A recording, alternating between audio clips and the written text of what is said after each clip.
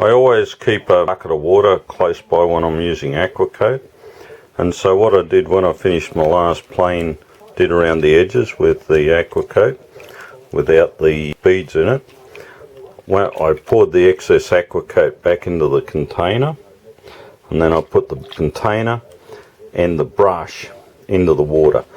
That stops it going hard. You'll find if you don't do that, you'll have the aqua coat dry to a really thin layer, dry on the inside of your container, and there may even be a bit here now.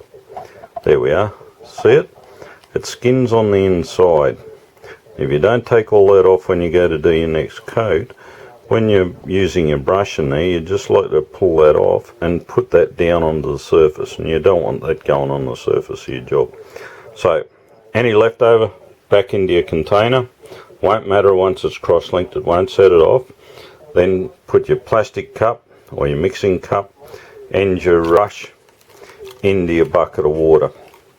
And if you're working for quite a while, wash your brush out every 20 minutes, and before you start, always wet the brush out, because if you don't, you'll end up with a dry line, and I'll show you what I mean. See this one? It wasn't wet out before it was used. See how it's got a dry line on the front tip there, and it's dry on the sides, and that's because it wasn't wet out before it was used. If it had been wet out, you wouldn't have any of that on the brush. So I'd only use that for rough painting now. I wouldn't use it for good painting.